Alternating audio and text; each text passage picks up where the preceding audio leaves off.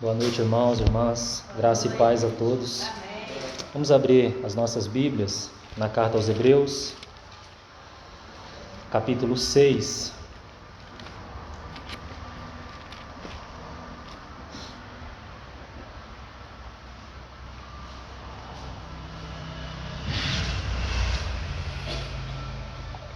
Vamos ler a partir do versículo 9. Quanto a vós outros, todavia, ó amados, estamos persuadidos das coisas que são melhores e pertencentes à salvação, ainda que falamos desta maneira, porque Deus não é injusto para ficar esquecido do vosso trabalho e do amor que evidenciastes para com o seu nome, pois servistes e ainda servis aos santos. Desejamos, porém, continue cada um de vós mostrando, até o fim, a mesma diligência para a plena certeza da esperança, para que não vos torneis indolentes, mas imitadores daqueles que pela fé e pela longanimidade herdam as promessas. Vamos ao verso 19 e 20 agora, do mesmo capítulo. A qual temos por âncora da alma, segura e firme, e que penetra além do véu, onde Jesus, como precursor, entrou por nós, tendo se tornado sumo sacerdote para sempre, segundo a ordem de Melquisedeque. Vamos ter mais uma palavra de oração, Deus. Pai querido, nós te agradecemos pelo momento do reunir, por tudo que o Senhor já nos falou nessa noite, por tua palavra lida já, Senhor, certamente já atuando nos nossos corações.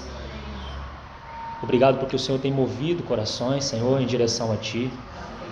E assim nós pedimos que o Senhor nessa noite caminhe no nosso meio, em total liberdade, Senhor. Tira todo obstáculo para a Tua voz, tudo aquilo que tem impedido o nosso ouvir, Senhor. Limpe os nossos ouvidos, Senhor. Livra-nos de toda impureza e acúmulo de maldade, Senhor, que há em nós. E nos ajude a ouvir Tua palavra até o fim. Não nos levantarmos antes da hora, ouvirmos até o fim, Senhor. Atentos, porque como já dito nessa noite, é o melhor lugar para estarmos. É aos Teus pés, Senhor. É ouvindo os Teus ensinamentos. Obrigado por tudo, Senhor, por Teu guiar, por Teu falar a todo tempo, Senhor. E Tua palavra, Senhor, mais uma vez aberta, nós a confiamos a Ti e pedimos que o Senhor nos ensine por Teu Espírito. Em nome de Jesus. Amém. Então, irmãos, com a graça do Senhor, nós vamos seguir na exposição dessa carta. Graças a Deus pelo salmo lido já na abertura, aquele salmo 19, porque ele tem tudo a ver com o que nós vamos falar nessa noite. Eu tenho em meu coração de fazer 2 movimentos com os irmãos nessa noite, se o Senhor assim nos ajudar. O primeiro será concluir esse capítulo 6 aqui, nós já iniciamos aqui da carta aos Hebreus, e depois eu gostaria de ir ao capítulo 8 do livro de Neemias, para falar um pouco sobre o valor da palavra de Deus. Os irmãos vão entender por que quando nós formos para lá. E o salmo 19 é um salmo também da palavra, né? Porque ele vai tratar da criação e ele vai tratar da palavra, né? As duas exposições da glória de Deus, a criação e a palavra. Então tem tudo a ver, os movimentos já, o que o Senhor tem gerado nos corações nessa noite, certamente há de colaborar com o que iremos receber na palavra.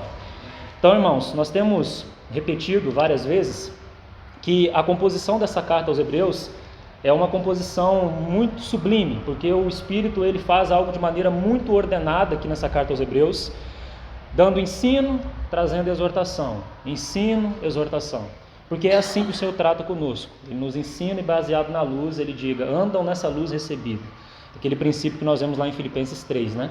Todavia andemos de acordo com a luz já alcançada, já recebida, Filipenses 3,16. Então o Senhor vai fazer isso por toda a carta. E no último momento, nós tocamos em uma das passagens mais difíceis do Novo Testamento, Hebreus capítulo 6. Mas os irmãos puderam perceber que fazendo essa exposição seguida da carta, ela se torna uma passagem muito mais simples, né? O problema é que nós tiramos ela do contexto. Agora, quando nós abordamos no contexto, que começa aqui no capítulo 5, verso 11, até o final do capítulo 6, aí nós entendemos as expressões que muitas vezes são tão difíceis de compreender, alguns nem aceitam, alguns pulam o texto para não ter que encará-las de frente, né? Mas são expressões de fato solenes, são advertências para nós e nós precisamos levar isso em consideração. Mas eu gostaria também de lembrar que no último momento nós dividimos o capítulo 6 em 3 partes. Se você não anotou, você pode ter a oportunidade de anotar agora. Nós dividimos o capítulo 6 em 3 partes, e eu preciso voltar a isso para colocar uma nota aqui. Então nós dividimos os versos 1 a 3 como sendo a necessidade do progresso. Os irmãos provavelmente já conseguiram localizar aí, né? A necessidade do progresso. Depois os versos 4 a 8, nós colocamos como a advertência solene. E os versos 9 a 20, nós colocamos um encorajamento. Repetindo o que eu estou vendo alguns irmãos anotando, versos 1 a 3, a necessidade do progresso, versos 4 a 8, a advertência solene, e versos 9 a 20, um encorajamento. E por que, irmãos, que eu estou repetindo isso? Porque é importante que nós entendamos o objetivo da exortação. Exortação, quando o Senhor nos exorta, nos corrige, não visa de maneira nenhuma nos desanimar e nem apenas também corrigir. Quando o Senhor nos exorta, a sua exortação, ela tem sempre um cunho positivo, um desejo de que o seu povo responda aquilo que não estava respondendo e siga em maturidade, siga caminhando nas glórias de Cristo. Então a exortação, irmãos, porque a nossa mente precisa mudar com relação a isso, a exortação não é algo negativo. Às vezes nós somos exortados pelo Senhor, nós desanimamos, né? Parece até que é um outro Senhor que está nos exortando. Não, o mesmo Senhor que ensina é o mesmo Senhor que exorta. E tanto o ensino como a exortação é graça. É o Senhor falando ao seu povo. Capítulo 12 de Hebreus vai dizer que o Senhor, como um pai, ele corrige aos filhos que ama. Então, quando o Senhor nos corrige, nos educa, sim, nós estamos, por um lado, em um estado de anormalidade. Porque, vamos dizer, nós poderíamos viver num contínuo ensino. Se o ensino é dado e é respondido, não há necessidade de exortação. Mas, por outro lado, é bondade do Senhor, quando não encontra em nós uma resposta, Ele nos exortar, Ele nos corrigir, né? Mas a exortação, ela apresenta justamente essas 3 coisas da divisão que nós colocamos. Preste atenção nisso, porque isso vai te ajudar a compreender o que é exortação. Então veja, o que o Senhor faz? Em primeiro lugar, Ele apresenta as necessidades. Você vai ver isso lá em Apocalipse 2 e 3.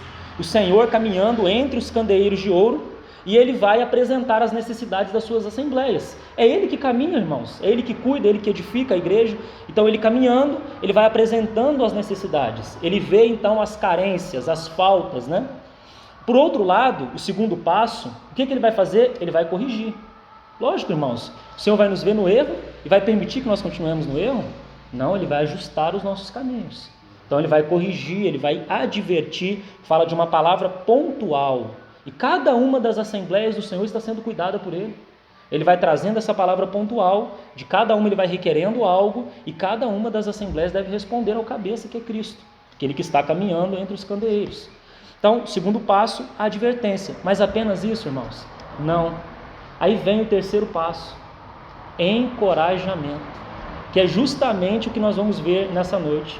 Então o Senhor não apenas apresenta a necessidade, Ele não apenas corrige, mas junto, e esse processo ele é junto, irmãos, para que nós não desfaleçamos. O Senhor nos conhece, então Ele vem nos encorajando. Se você olhar Apocalipse 2 e 3, as 7 igrejas do Apocalipse, os irmãos vão ver esses 3 passos claramente apresentados lá.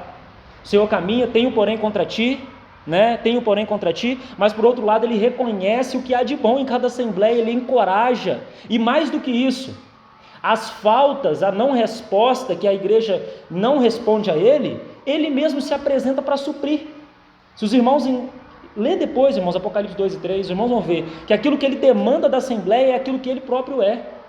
Então, irmãos, a exortação é algo positivo, que o Senhor nos ajude de vez a mudar. Nós cantamos sobre renovar a nossa mente, né? Nessa noite, nossa mente precisa ser renovada para que nós enxergamos o valor positivo e maravilhoso da exortação do Senhor. Que bom que o Senhor não nos entrega aos nossos próprios caminhos. Você imagina se o Senhor permitisse, Ele se afastasse? Não, Ele como um pai, Ele vem tratando conosco, nos corrigindo, nos ensinando, Ele não nos abandona, e isso é graça do Senhor.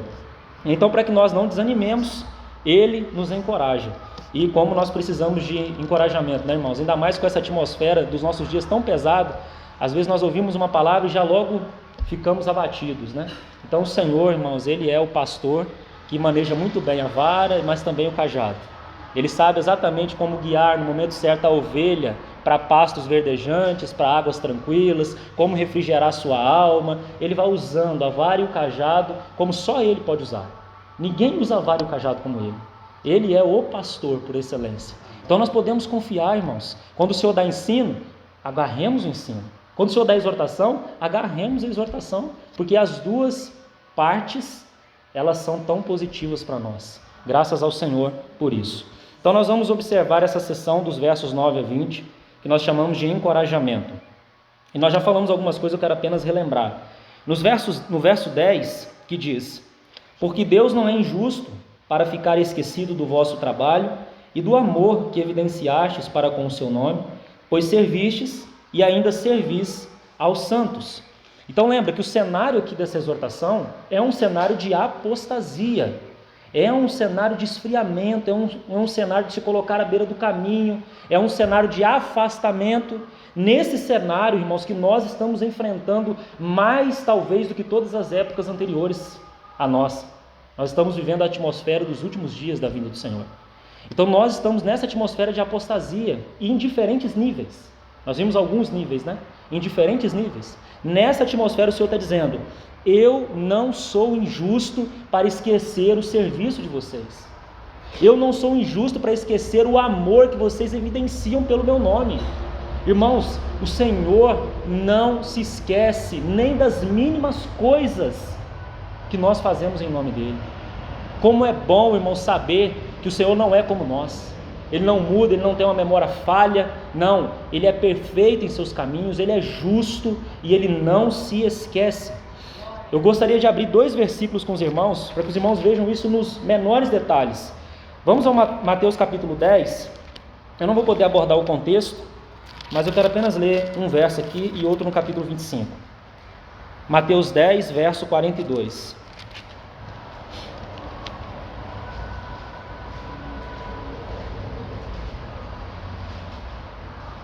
Vamos ler a partir do verso 40, irmãos. 40 a 42.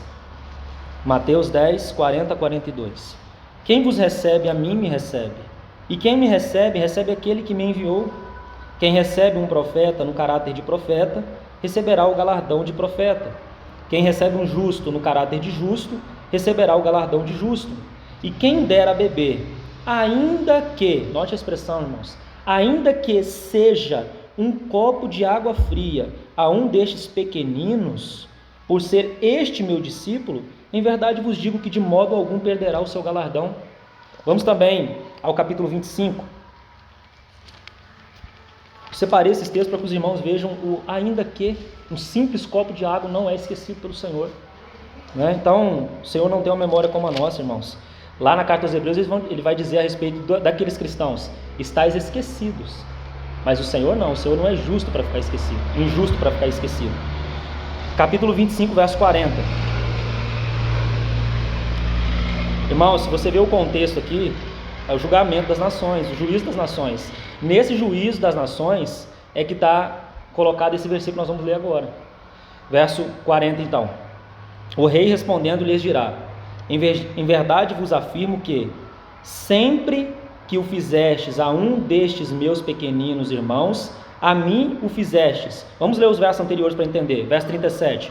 Então perguntarão os justos: Senhor, quando foi que te vimos com fome, te demos de beber, ou com sede te demos de comer, ou com sede te demos de beber? E quando te vimos forasteiro e te hospedamos, ou nu e te vestimos? E quando te vimos enfermo ou preso e te fomos visitar? Então vem esse versículo aí tão precioso também. Então, irmãos, eu gostaria de deixar essa simples palavra de encorajamento para nós. Em dias onde o nome do Senhor tem sido desonrado, onde as pessoas não têm levado a sério a palavra do Senhor, né? Tantos contextos, irmãos, e o Senhor vai julgar tudo isso quando Ele vier. Não cabe a nós também emitir juízos sobre todas as coisas, mas precisamos ter discernimento espiritual. De fato, quanta coisa tem sido feita no nome do Senhor que não o agrada. Quanta coisa. Quanta falta de seriedade nos púlpitos, ministrando, fazendo muitas vezes gracinhas, sabe, palhaçadas mesmo, piadas nos púlpitos, falta de seriedade no nome do Senhor. E a palavra diz: de Deus não se zomba, de Deus não se torce o nariz, não é? O Senhor diz: para aquele que me serve, para aquele que honra o meu nome, que me ama, eu não sou esquecido. Eu não sou esquecido. Esse é um encorajamento para nós, até que o Senhor venha, irmãos. Não baixemos as guardas. Vai alta a noite e vem chegando o grande dia. O nosso Senhor em breve virá. Aquele que vem, virá e não tardará. E o meu justo viverá pela fé. Sigamos firmes, irmãos. Olhemos para o alto, a nossa salvação está mais próxima do que quando no princípio cremos. Louvado seja o nosso bendito Senhor. Vamos voltar a Hebreus 6. Verso 11.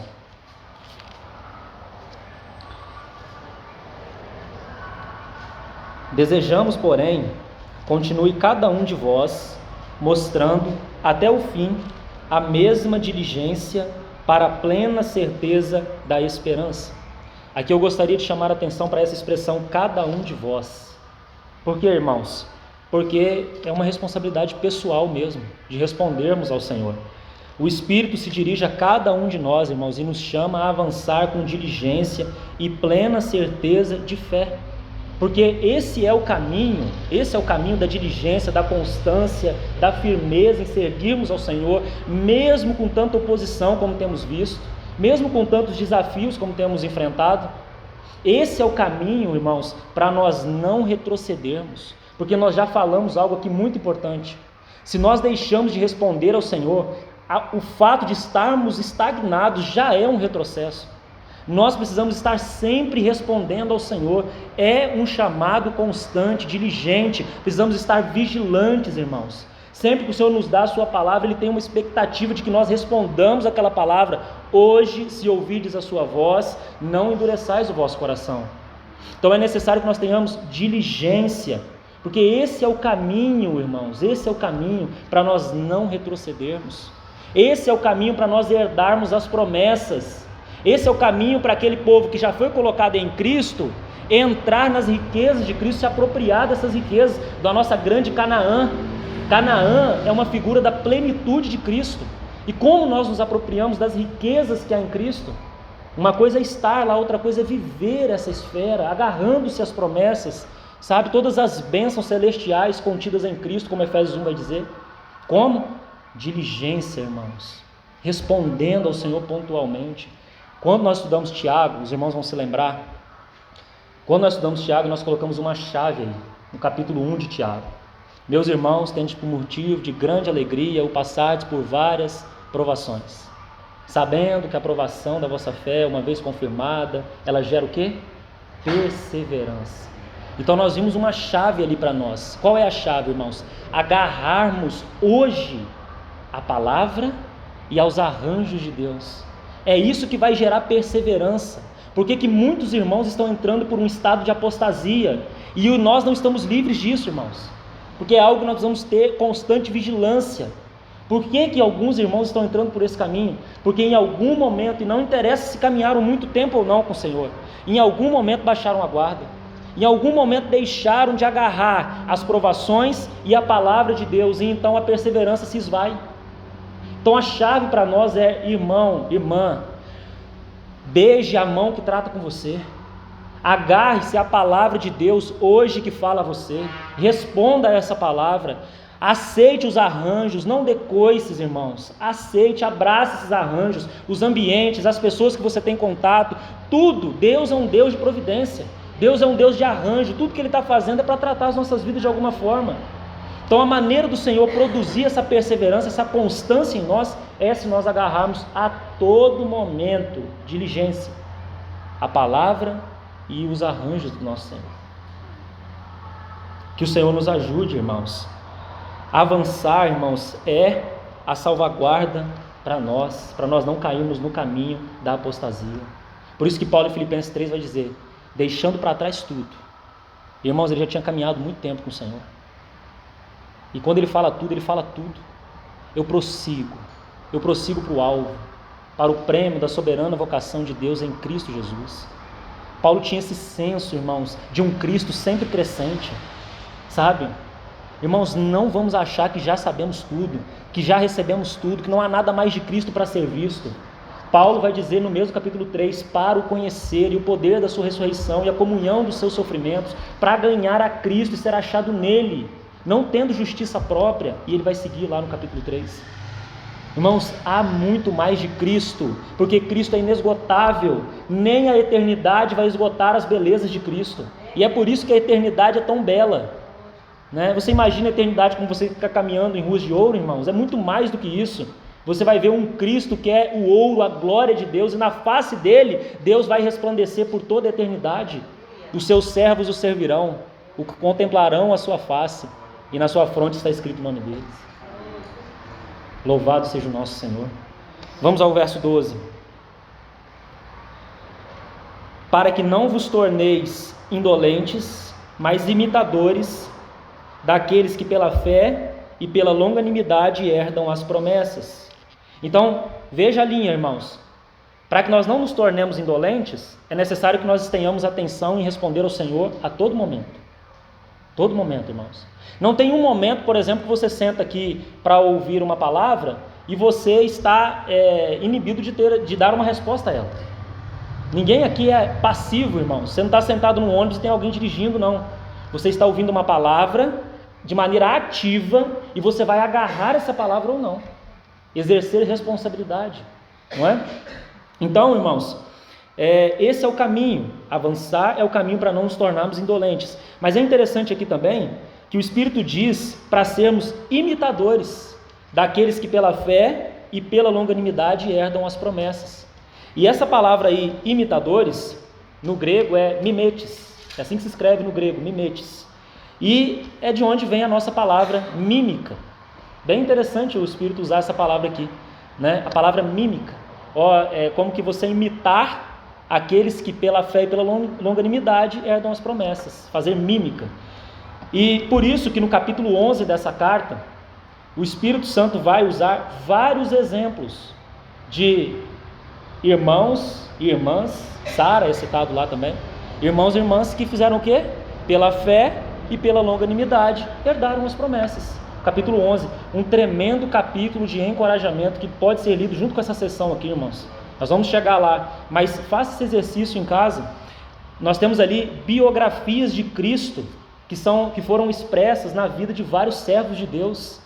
O Senhor caminhou com esses irmãos e irmãs, trabalhou essas vidas e deixou para nós um registro, para que nós vejamos, irmãos, o mesmo caminho que nós estamos percorrendo, dificuldades e desafios que eles enfrentaram, nós estamos enfrentando, né? As resistências que o Senhor encontrou naqueles servos e que também encontra em nós, descaminhos que muitos tomaram alguns atalhos, aí o Senhor precisou esperar um tempo para ter aquela resposta e ele volta no mesmo ponto e caminha dali. Então todos os princípios aí dispostos, irmãos, na vida daqueles que aparecem lá no capítulo 11. E eu também quero ressaltar a palavra longanimidade, irmãos, porque eu acredito que ela é muito importante aqui. Porque para herdar as promessas, irmãos, é necessário que haja longanimidade. E o que é longanimidade, irmãos? Nesse contexto aqui, longanimidade fala, e veja, isso pode ser aplicado de tantas formas, irmãos.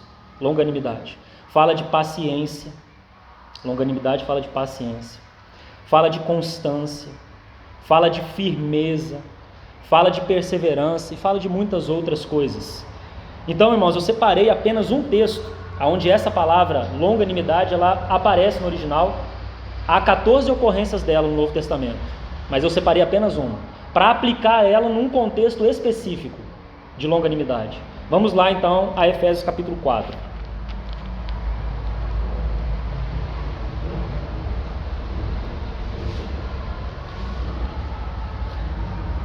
Efésios capítulo 4, vamos ler os versos de 1 a 6. Veja que contexto para nós aplicarmos a longanimidade, irmãos. Rogo-vos, pois eu, o prisioneiro no Senhor, que andeis de modo digno da vocação a que fostes chamados, com toda a humildade e mansidão, com longanimidade, veja a palavra aí, longanimidade, suportando-vos uns aos outros em amor. Veja como a longanimidade ela é aplicada aqui, irmãos. E aí alguém já fala assim, tá, tudo bem, né? Eu não me dou bem com aquele irmão, mas eu vou suportar ele. Não é esse o sentido do texto, irmãos. O sentido do texto é dar suporte, dar auxílio, ajudar. Esse é o sentido. Então, cuidado da maneira como você interpreta, né? Então, longanimidade, suportando-vos uns aos outros em amor, esforçando-vos diligentemente por preservar a unidade do Espírito no vínculo da paz. Há somente um corpo e um Espírito, como também fostes chamados numa só esperança da vossa vocação. Há um só Senhor, uma só fé, um só batismo, um só Deus e Pai de todos, o qual é sobre todos, age por meio de todos e está em todos. Irmãos, que contexto para nós aplicarmos a longanimidade, a paciência. Nós somos impacientes conosco mesmo, irmãos, no trabalhar do Senhor, quanto mais com o próximo. Então aqui nós temos um princípio tremendo para nós herdarmos as promessas do Senhor. Paciência, irmãos, no processo. Tenha calma, espere no Senhor, deixa Ele trabalhar a sua vida e a vida do seu irmão. Preserve a unidade do Espírito, dê suporte para esse trabalhar do Senhor, né, na vida do outro. O Senhor nos ajude, é um tremendo desafio, mas há outras 13 ocorrências que você pode aplicar também aí sobre longanimidade, mas eu não vou a elas. Vamos voltar então a Hebreus, verso 13.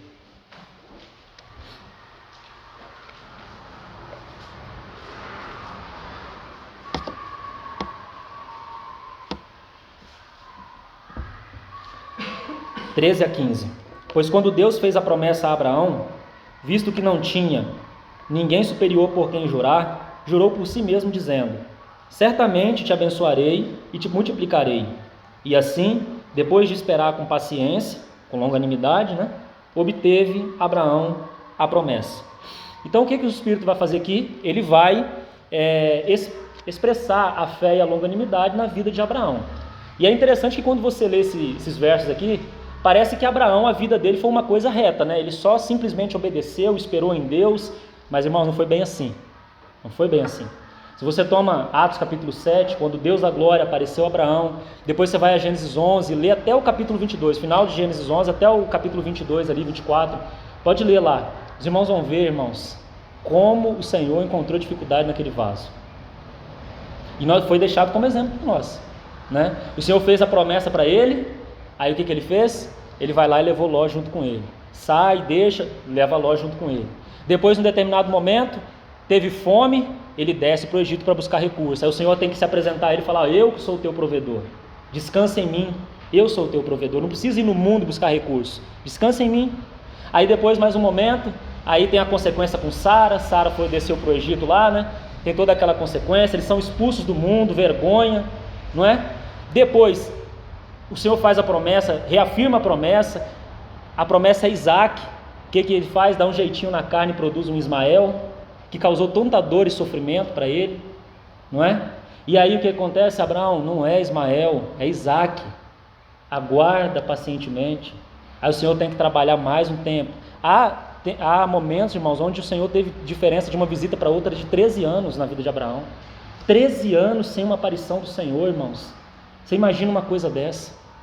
Então, mas é interessante que o Senhor aqui, ele vai ensinando Abraão a esperar, sabe? Às vezes o Senhor vai encontrar isso também em nós, um esperar imperfeito, mas Ele vai trabalhando. E isso vai gerar um certo sofrimento para nós, né? Porque nós não sabemos esperar em Deus. Então, mas o Senhor vai fazendo esse treinamento da fé.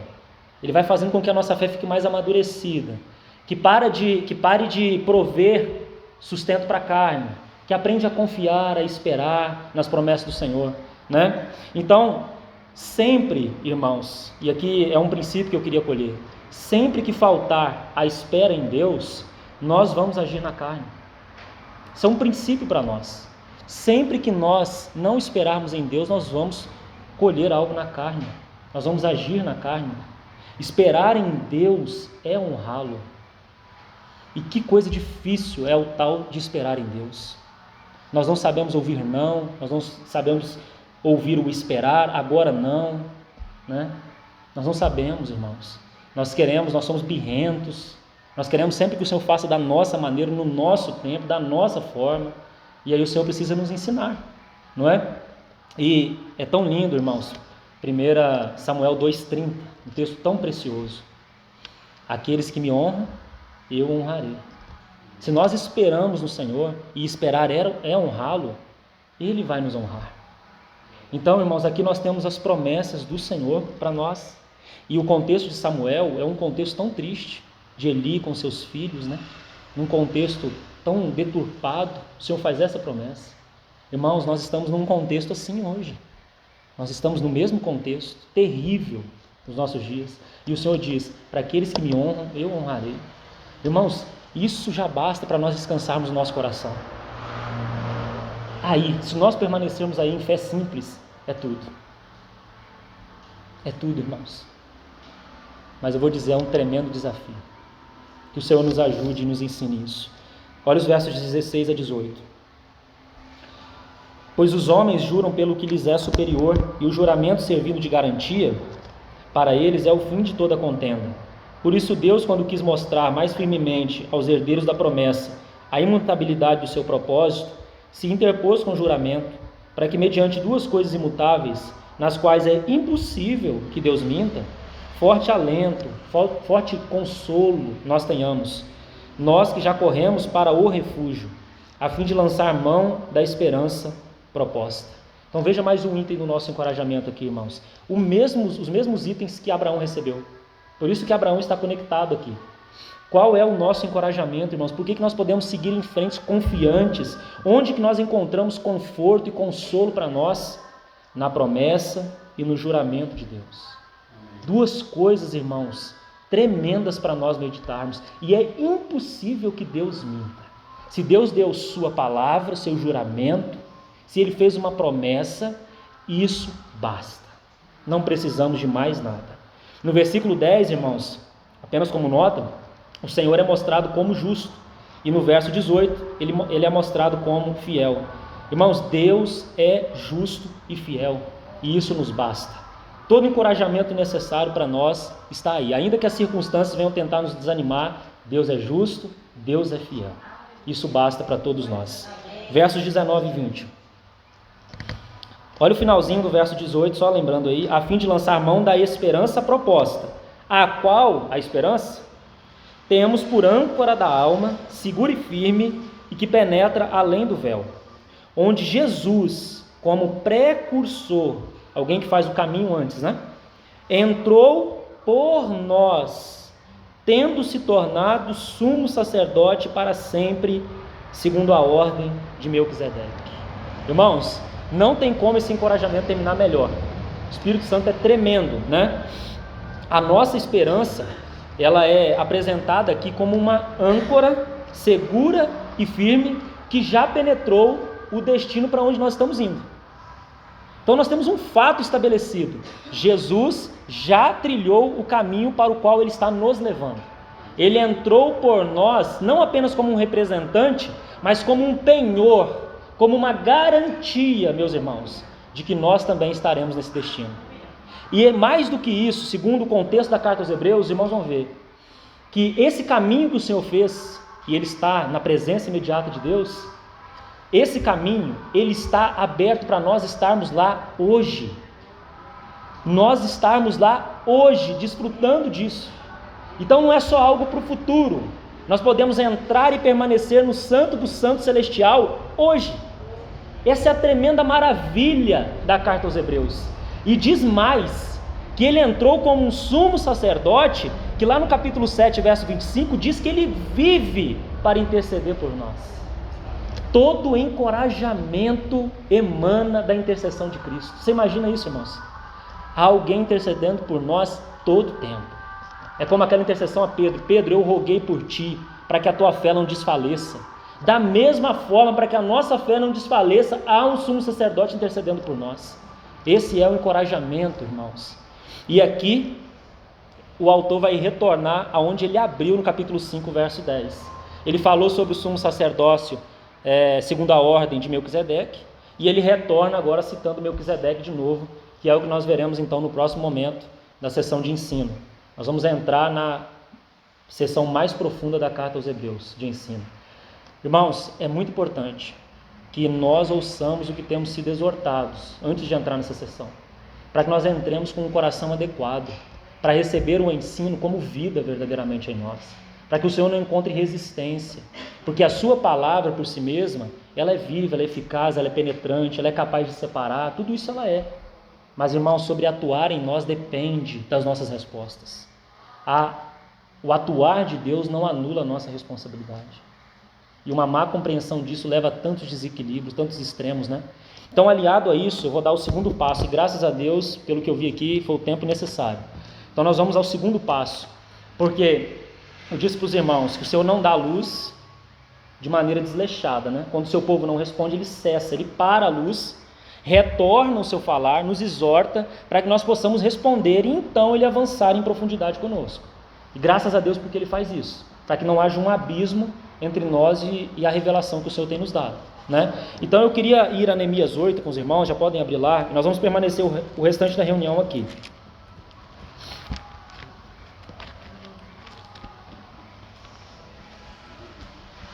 Neemias capítulo 8. E aqui nós vamos ver algo sobre o valor da palavra de Deus. Eu preciso antes contextualizar, antes da gente colher alguns princípios aqui. Há, irmãos, alguns livros no Antigo Testamento que são chamados de livros da restauração, né? Um contexto específico, quando o povo estava cativo na Babilônia, e então o Senhor usa profetas, levanta já no meio do cativeiro, pré-cativeiro, no cativeiro, e também depois move então os corações a retornar para edificar a sua casa. Jeremias capítulo 25 vai falar dos 70 anos do cativeiro. Após 70 anos o povo retorna então da Babilônia. Mas, irmãos, há então alguns livros aí que são livros muito especiais, são cheios de instrução, cheios de princípios espirituais para nós, e em especial esse capítulo 8 vai falar sobre o valor da palavra de Deus e princípios ligados a isso. Mas ainda falando sobre os livros da restauração, irmãos, leia com carinho esses livros. Esdras, Neemias, Esther, Ageu, Zacarias, Malaquias, Daniel, que é um profeta do cativeiro. Ele não consegue retornar, já era velhinho quando o Senhor o moveu a orar por essa restauração. Você tem profetas pré-cativeiro, Jeremias é um desses profetas. Então, irmãos, leia esses livros com atenção. São ricos em instrução para nós, tão necessário para os nossos dias, onde o testemunho do Senhor, irmãos, tem sido algo de fato carente. Graças a Deus porque o Senhor tem preservado para si um remanescente. Ele tem preservado aqueles que de fato se importam com o seu nome, com a sua glória, com a sua casa, com o seu governo, com a sua vontade, né, irmãos? Mas para isso, a nossa vontade, o nosso eu, essas coisas precisam ser deixadas um pouquinho de lado, né? A nossa casa quentinha, forradinha, enquanto a casa de Deus está em ruína. Então nós precisamos sim de fato ser sacudidos pelo Senhor para entender que a nossa vida, como já dito aqui nesse ambiente várias vezes, é para o propósito de Deus, não é? Nós não trabalhamos por trabalhar, nós não criamos filhos por criar, nós não temos esposa por ter, nem marido por ter. Tudo isso, irmãos, deve girar em torno da vontade do Senhor, do propósito do Senhor. E esses livros são cheios dessa instrução.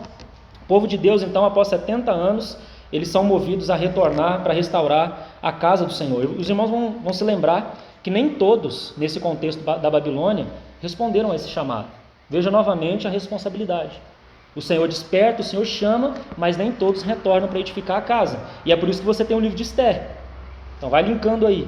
O livro de Esther conta a história daqueles que ficaram na Babilônia, enquanto os demais livros contam a história daqueles que retornaram da Babilônia. Então, eles voltam, os irmãos vão se lembrar, em 3 levas de cativo, com Zorobabel, com Esdras e com Neemias. Da mesma forma que eles foram em 3 levas, eles retornam em 3 levas de cativo. É necessário que eu coloque isso, irmãos. Então a primeira leva, com Zorobabel, então Zorobabel volta, e o que ele faz? Ele restaura o altar, já falamos da centralidade da pessoa e obra de Cristo, e ele restaura também os fundamentos, tão importantes, os fundamentos da nossa fé. Depois vem Esdras, que é aqui que está o contexto do que nós vamos trabalhar aqui em Neemias 8. Vem Esdras, e o que Esdras então se responsabiliza? Em especial, irmãos, por ornar a casa de Deus, por embelezá-la, fortalecer o serviço. E como que ele faz isso? Com a palavra de Deus. A palavra de Deus é um meio pelo qual a igreja é embelezada. A igreja é ornada pela palavra, irmãos. Então a palavra ela tem que ser central nas nossas vidas individuais, mas também no reunir. Nós podemos permitir que outras coisas tomem o lugar da palavra. A palavra, a centralidade de Cristo não pode ser perdida no ajuntamento, irmãos. Senão nós perdemos tudo. Nós podemos manter todo o restante, irmãos. Vai ter os mecanismos, nós vamos fazer os rituais, como na Babilônia podia fazer. Eles podiam orar, eles podiam ler a Torá, mas eles não podiam ter o altar. Não tinha a centralidade da pessoa e obra de Cristo. Então, da mesma forma, irmãos, para nós seria sem sentido estar aqui e Cristo não ser central no nosso reunir. Nós vamos nos tornar um grupo de bons amigos, né? Vai ser bom ter a companhia uns dos outros, mas nós perdemos o propósito, o significado que gira em torno dessa pessoa e da sua obra, o nosso Senhor Jesus. Então, Esdras vem e traz essa ideia do embelezamento com a palavra de Deus. E depois nós temos Neemias com os muros, né? A cidade, o governo. Então, é precisamente com Esdras e com a palavra de Deus que nós vamos nos ocupar aqui no capítulo 8. Irmãos, é importante dizer, todo genuíno avivamento, seja ele pessoal, porque Deus avivou muitos individualmente ao longo da história, muitos. Às vezes a gente pensa em avivamento apenas como multidões, mas Deus também aviva vidas, irmãos. Se você quer um avivamento da parte do Senhor, não há avivamento sem palavra. Todo avivamento da parte do Senhor, seja em uma pessoa, ou em um grupo, ou em multidões, em massas, como já aconteceu na história da igreja algumas vezes, sempre haverá um retorno para a palavra de Deus. Sempre. Foi a palavra, por exemplo, que causou aquele movimento da reforma no século XVI. Foi a palavra. Irmãos, e mais do que isso, você tem essa história da palavra contada pela ótica da reforma, e você tem uma história à parte também, né? Não tão contada, e é tão interessante quando você lê essa história. Há alguns irmãos que tratam disso, Andrew Miller, Broadbent, na Igreja Peregrina, o livro, ele também trata isso. Então ele vai tratar dessa história à parte, sabe? Quando o Senhor no século XIX, na Irlanda e em outros lugares, ele começou a movimentar corações, como o Senhor fez aqui, irmãos, cujo espíritos Deus despertou, Esdras capítulo 1, para voltar e edificar a casa. O Senhor começou a movimentar alguns irmãos que estavam colocados em contextos religiosos da época. Eles estavam debaixo de tradições de homens, eles estavam debaixo de sistemas criados, e de alguma maneira começou a gerar algo no coração desses irmãos, um incômodo, sabe? Pela palavra, pelo desejo do Senhor, por um reunir simples, pelo encabeçamento de Cristo, pela direção do Espírito. Sem essas coisas, irmãos, e essas coisas continuam presentes nos sistemas que estão nos nossos dias.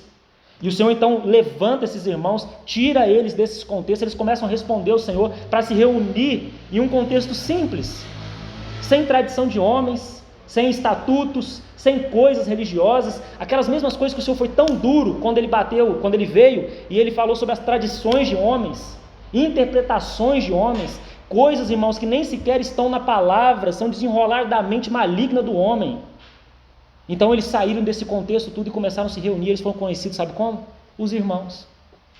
Eles não carregavam mais placas, denominações, sistemas, nada. Eles eram simplesmente os irmãos. E é na mesma simplicidade desse movimento que nós temos procurado nos reunir. Na simplicidade, depois eles se perderam, tudo bem, irmãos, né? Isso aconteceu mesmo na história, há ciclos mesmo, sempre de apostasia, mas os princípios verdadeiros permanecem.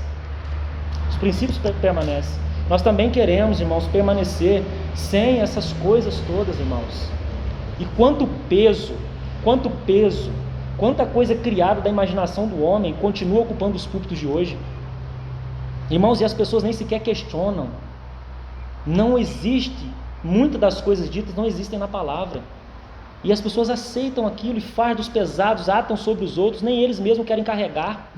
Ah, irmãos, aqueles que foram incumbidos da responsabilidade de ministrar a sua casa, a casa de Deus, esses serão medidos com muito maior rigor. Tiago já dizia isso.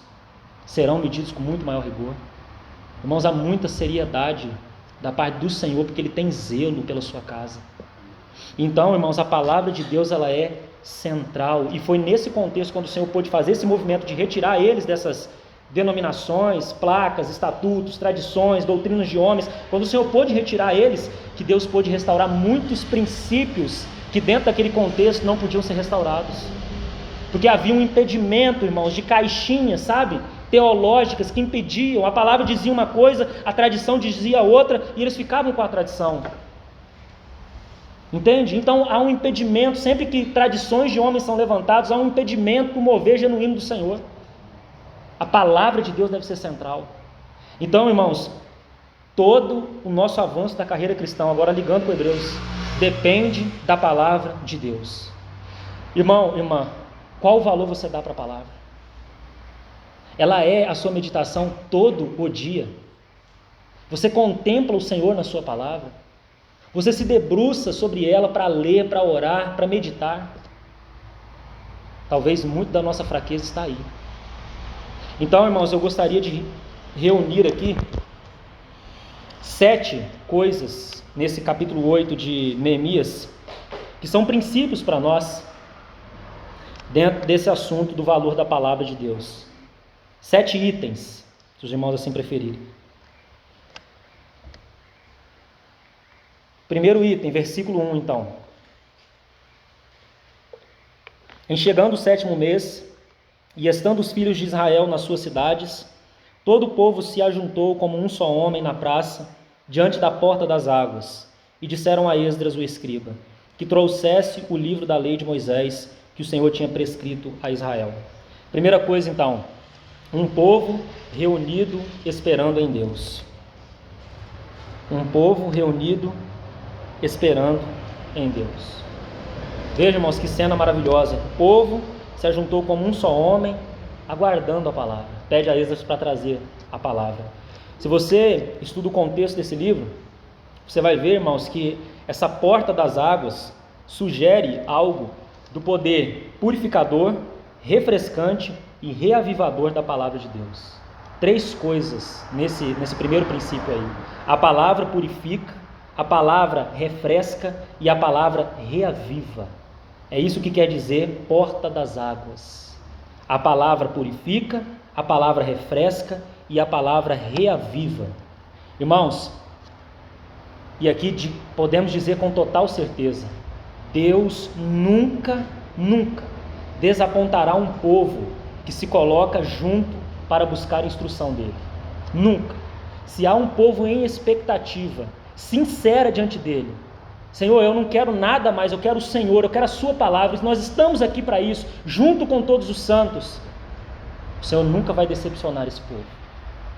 Veja Números capítulo 21, deixa aberto o texto aqui, irmãos. Vai em Números capítulo 21.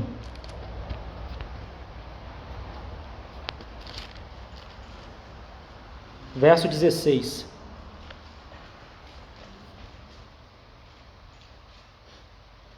Não vou ler também o contexto, mas é o contexto das jornadas. Dali partiram para Beer.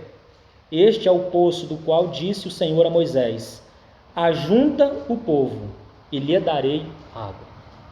Ajunta o povo e lhe darei água. Porque, irmãos, há algo da medida de Cristo que só pode ser conhecida juntos. Efésios vai dizer isso.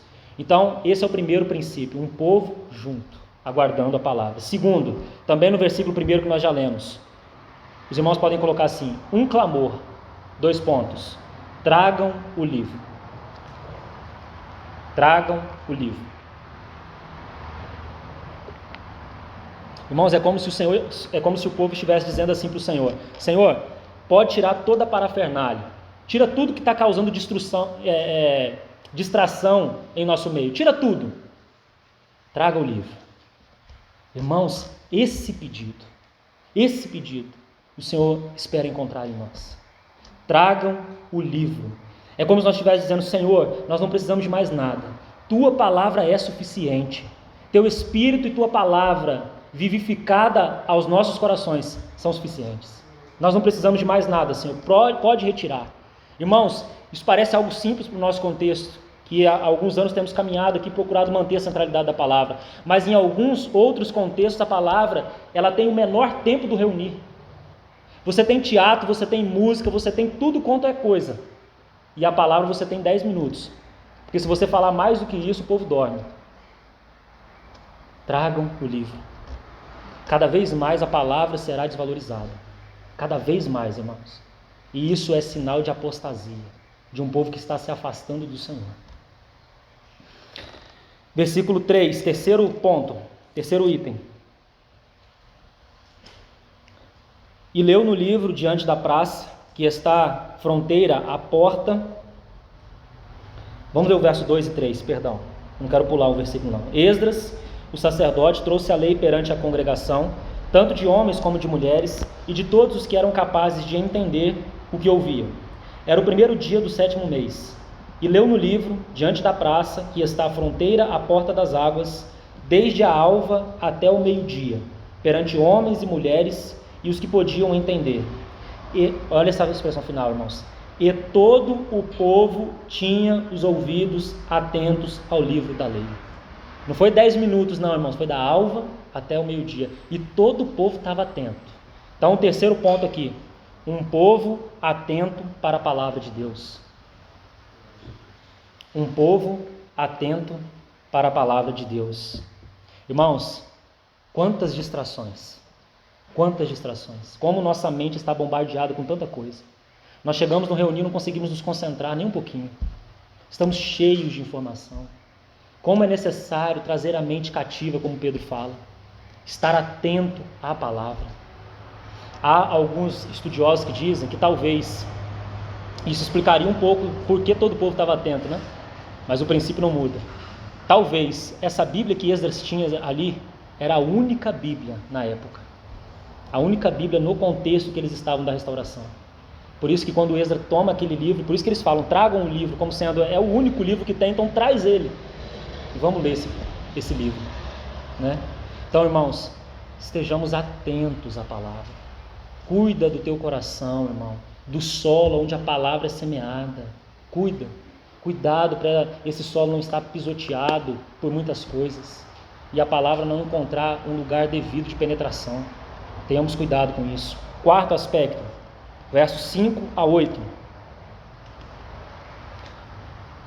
Estou insistindo em pular um verso, né? Verso 4 a 8. Esdras, o escriba, estava num púlpito de madeira que fizeram para aquele fim.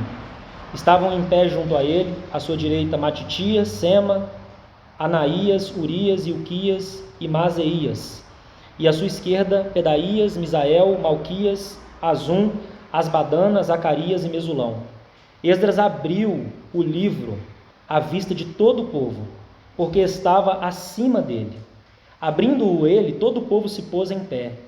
Esdras bendisse ao Senhor, o grande Deus, e todo o povo respondeu, Amém, Amém. E levantando as mãos, inclinaram-se e adoraram o Senhor com o rosto em terra.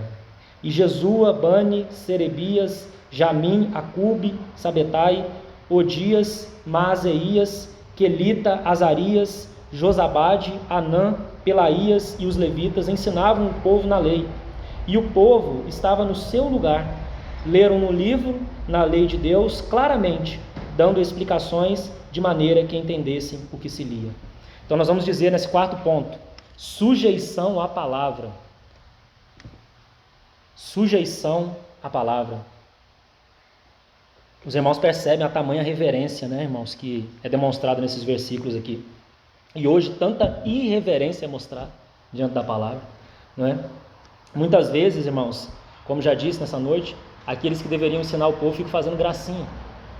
Como a W. Tozer profetizou, né? Ele disse que nos púlpitos, futuramente, na sua época já existia, mas futuramente mais ainda, haveria mais palhaços ocupando púlpitos do que profetas. E isso é verdade. Irmãos e irmãs que conhecem a mente do Senhor e falam isso, ao invés de ficar fazendo gracinha, né? Então, irmãos, reverência. E tanta coisa poderia ser falada aqui que fala do contexto dos nossos dias. Crianças dizendo ter visto coisas, supostas visões de anjos, né? Contando piada e um monte de coisa, né, irmãos?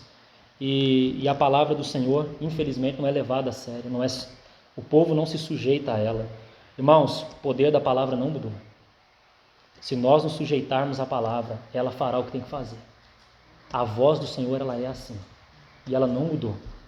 Então, irmãos, é interessante, só digno de nota aqui, quando fala que ele ia lendo, e os demais também, ajudando, dando explicação para o povo, é porque na Babilônia o povo desaprendeu o hebraico, eles aprenderam o aramaico, né? Então, quando retornaram e a Bíblia estava sendo lida em hebraico, era necessário que dava-se explicações. Mas há um princípio aqui também para nós, porque há irmãos que estão em contexto, como que estão ouvindo o aramaico mesmo, estão desaprendendo o hebraico, né? mas no sentido agora espiritual, irmãos. Há irmãos que estão dentro, tão saturados com conceitos de homens, tão saturados com falsos ensinos, com um outro evangelho que Paulo vai dizer assim, que nem se um anjo do céu vier, aceitem, anátema, seja anátema. Muitos dos nossos irmãos estão nesses contextos, estão saturados com essas coisas, a tal ponto de não compreender mais a língua da palavra. Entende, irmãos, o sentido aqui? Eles estão tão saturados num contexto religioso, tão cheio de tradição de homens, que se você fala para eles a respeito da pessoa de Cristo, da obra de Cristo, dos fundamentos, para eles vai ser uma coisa de outro mundo. Eles não sabem sobre Deus, sobre o seu propósito, não é? Até mesmo Deus muitas vezes é criado de uma imaginação do homem, não o Deus das Escrituras. Então, irmãos, são princípios espirituais para nós. Quinto ponto, senão eu vou me estender muito. Quinto ponto, versículos de 9 a 12. Neemias, que era o governador, e Esdras, sacerdote e escriba, e os levitas que ensinavam todo o povo, lhes disseram: este dia é consagrado ao Senhor, vosso Deus, pelo que não pranteeis nem choreis, porque todo o povo chorava ouvindo as palavras da lei. Disse-lhes mais: ide, comei carnes gordas, tomai bebidas doces, e enviai porções aos que não têm nada preparado para si, porque este dia é consagrado ao nosso Senhor. Portanto, não vos entristeçais, porque a alegria do Senhor é a vossa força. Os levitas fizeram calar todo o povo, dizendo: calai-vos, porque este dia é santo, e não estejais contristados. Então todo o povo se foi a comer, a beber, a enviar porções e a regozijar-se grandemente, porque tinham entendido as palavras que lhe foram explicadas. Então vamos colocar o verso 9 a 12 como sendo a palavra de Deus como fonte de alegria e refrigério.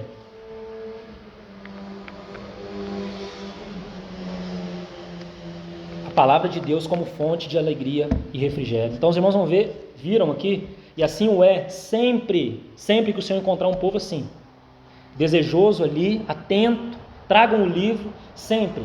O Senhor vai fazer o quê? A palavra vai ser ministrada e ela vai atuar nas consciências, ela vai julgar o pecado, e tudo isso vai trazer alegria para o Senhor. Você está entendendo, irmão? Um povo reunido, sua palavra sendo falada, o povo sendo tratado, os pecados julgados, e o Senhor feliz, alegre, não é?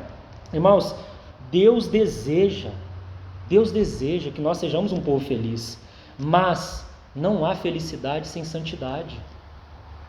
Não há, irmãos, quando há o atuar da palavra do Senhor em nós, conduzindo-nos ao arrependimento, à alegria e o refrigério. Quando a palavra do Senhor atua e ela trata conosco, aí está a alegria, irmãos. Tudo mais é só uma maquiagem que logo vai passar. O trabalhar genuíno do Senhor está na sua palavra. Sexto ponto, verso 14. Acharam escrito na lei que o Senhor ordenara por intermédio de Moisés que os filhos de Israel habitassem em cabanas durante a festa do 7º mês, que publicassem e fizessem passar pregão por todas as suas cidades e em Jerusalém, dizendo: saí ao monte e trazei ramos de oliveira, ramos de zambujeiros, ramos de murtas, ramos de palmeiras e ramos de árvores frondosas, para fazer cabanas, como está escrito. Então vamos colocar esse sexto ponto como sendo obediência à palavra.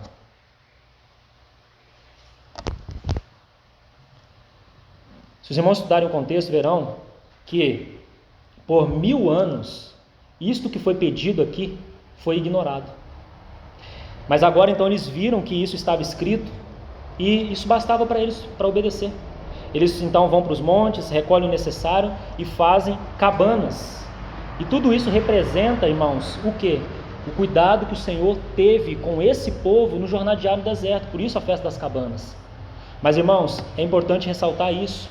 Um povo obediente, a palavra diz, o povo obedece, não encontra resistência.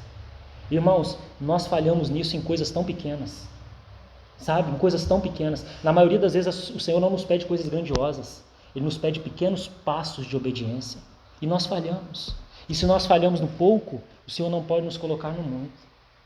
Entende? É o mesmo princípio. Se nós não respondemos um pouco de luz que é dado, ele não pode dar maior luz. Então esse princípio sempre vai nos acompanhar. Último ponto então, irmãos. 7º ponto. Versículo 18.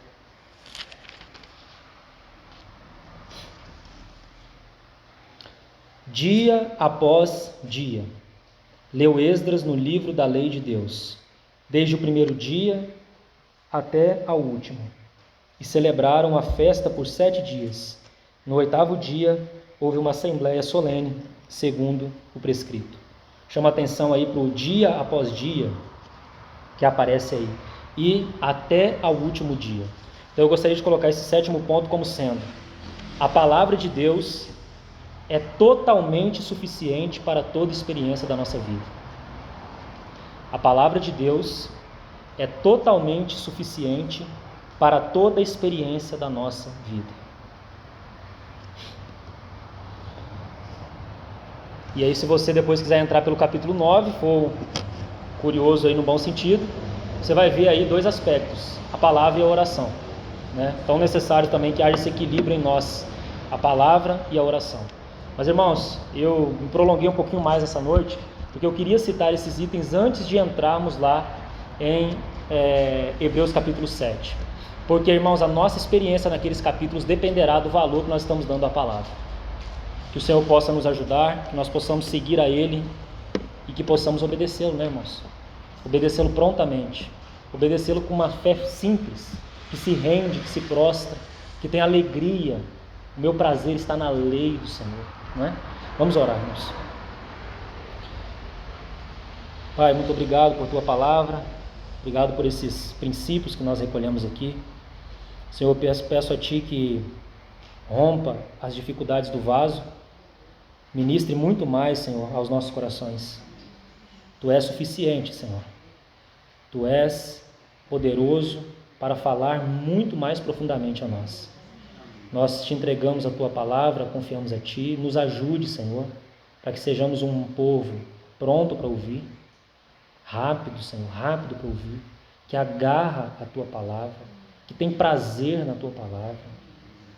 Nos dê mais, Senhor, do Teu Filho. Nos faz ver mais da beleza do Teu Filho, Senhor.